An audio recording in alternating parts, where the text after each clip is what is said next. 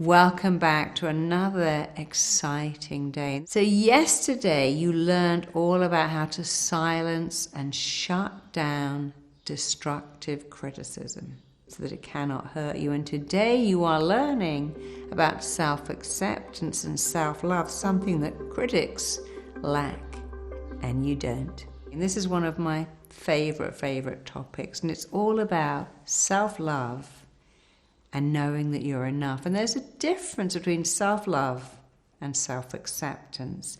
What I mean by that is loving yourself enough to accept who you are, to make the very best of yourself, but not try to force yourself to be someone else. So for instance, let's look at Rebel Wilson, Jenny McCarthy. They're never going to be a size 0. They don't sit at home crying into a big box of popcorn.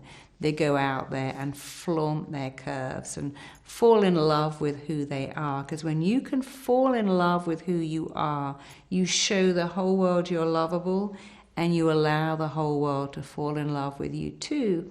When you can't accept yourself and you keep trying to punish your body, force your body to change, then you're not in self-love and you're not in self-acceptance. So self-love and self-acceptance are different, but part of loving yourself is accepting who you are and making the very best of yourself. So you can accept something or you can change it. Here's the thing you can never do because it's a form of torture. I can't accept it and I can't change it, and I can't change it and I can't accept it. I hate my body, but it won't change. I hate my job, but I can't leave because I need the salary. I don't even like my partner, but I don't want to give up this home and live in 2 apartments, blah, blah, blah. So you can accept something and embrace it and make the best of it, or you can change it. But you cannot get into this spiral of I can't accept it, I can't change it, now I feel powerless, hopeless, helpless, I hate myself because I can't accept it and I can't change it. So accept it, but also change it. So Rebel Wilson accepts her curves and makes the best of them. There are a lot of plus-size models looking really good. James Corden accepts who he is. He's very talented. His talent is not in having a six-pack, it's in his razor-sharp wit, and he doesn't need any more than that. You know, you only need to be good at one thing, and if you can find your gift and celebrate it, then your life is amazing. And then you start to know that you're enough. I'm enough because this is my gift. This is what I'm good at. This is why I'm here. And it is so important to have that abundant mindset that really comes from saying, I'm enough. My gift is this, and it's not that. And it doesn't have to, I don't have to be a feng shui expert, a gardener, a cordon bleu chef, an incredible mum or dad, a fantastic accountant with a home that looks like it's come out of Interior magazines. That's too much for anyone. And if we were all good at everything, people would be out of business.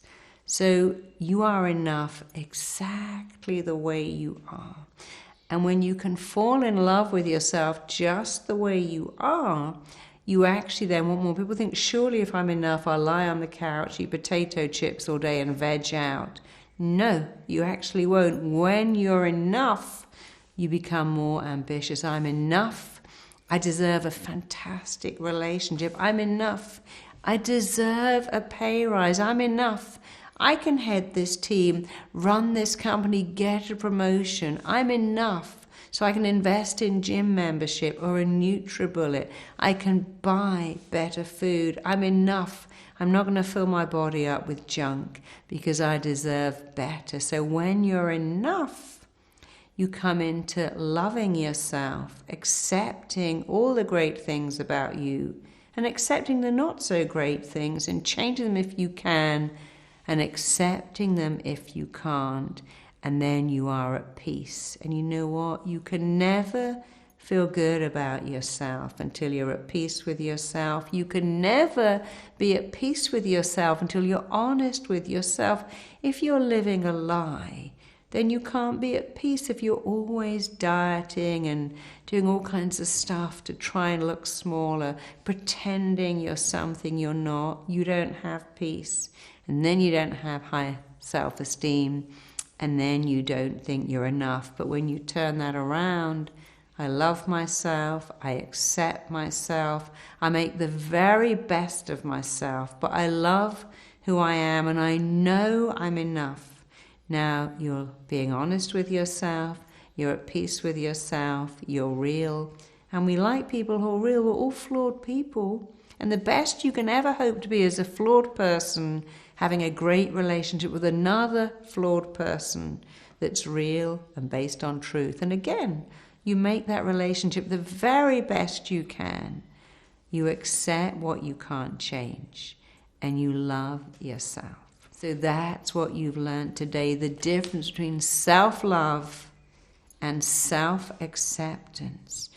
The terrible spiral you go into when you go, I can't accept it and I can't change it, but I must, but I can't, but I have to. And now I feel helpless, hopeless, powerless, angry and incompetent because I can't accept it and I can't change it. You accept what you can accept. And look, there's some good points. I don't like this job, but I can stay here for a year. The salary's great, and I've got a whole year to find something else. I don't like the way I look, but I can change lots of things about me. Not all, but enough. So you accept what you can't change and look for some good things. And then you change the things that you can change, all the while knowing that you are enough just the way you are right now. You always have been enough. You always will be enough till the day you die. And when you own your enoughness and fall in love with yourself, you show the whole world how lovable you are, how enough you are. It allows them to see your lovability and your enoughness too. It's a great thing to do. So let's start to do it right now. So let's go on to this powerful exercise so you can really embrace, own, and make your enoughness your own. And I want you to start by just saying, I'm enough. And there's no way, I'm enough because I'm thin, because I'm a size 0. No, I'm enough. You see, the strength of I'm enough is in its simplicity. If you say I'm a goddess, I'm a rock star, you might go, no, you're not. You're living in a shared apartment. What rock star and goddess does that? It starts to object. When you say I'm enough, it just goes, well, of course, because that's the truth.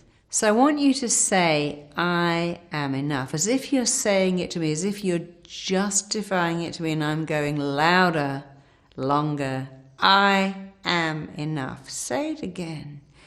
I am enough. Remember, the mind learns by repetition. I am enough. And now let's say, I'm always enough. I'm always enough.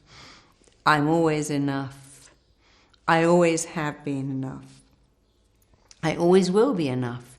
It's very important that you say these words a lot. Your mind responds, remember, to the pictures you make in your head and the words you say to yourself. There are no better words that you could ever say to yourself than I am enough, because it makes a great picture. When people say I'm not visual, when you say words, you make a visualization from the words you say. The words come first as you go, I am enough. I am enough. You start to form a picture because of that rule of the mind that you must act in a way that is consistent with what you're saying and thinking. I am enough. So go to your workbook and I want you to write out I am, and then fill it in. I am ambitious and ready to be abundant. I always do what it takes. I am committed to working through this program. I'm ready to make it happen. You can fill in the blanks if you want to. I'm lovable.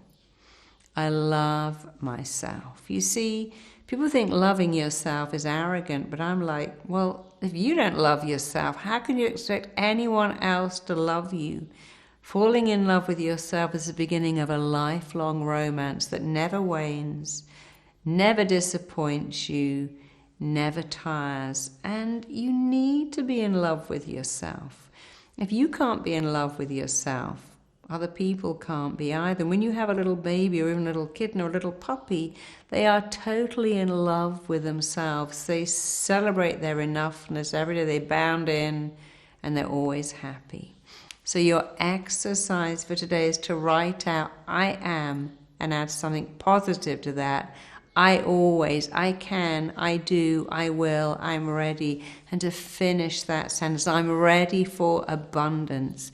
I can attract abundance into my life. I always attract abundance. There is always enough because I am enough. So one more time, I am, I always, I will, I can, I'm ready, I'm doing, I'm thinking, I'm saying, I'm doing abundant exercise. I'm thinking abundant thoughts. I'm saying abundant words. You know what they are. There's enough. There's always enough. I can have even more of this. This is so wonderful, and I'm going to have it all over again. Rather than, oh, I better make the most of this. It'll never happen again, or this is never going to last. This is too good to be true. That's not an abundant thought. That's a scarcity thought. I can't believe this person likes me. That's not an abundant thought. Why wouldn't you believe someone likes you? How about the opposite? This is wonderful, and this is my life from now on. There's always enough. Of course people like me. I like them, and I like myself. So remember, everything is about your abundant mindset. And when you have a real abundant mindset, part of the abundance is a capacity to love yourself, to be the very best self you can, but to love your flaws as well, because they're part of who you are. And tomorrow we're talking about the mindset of people who already have abundance, and how you can adopt, acquire, and make your own that very same mindset until you feel like you've always had it. See you then.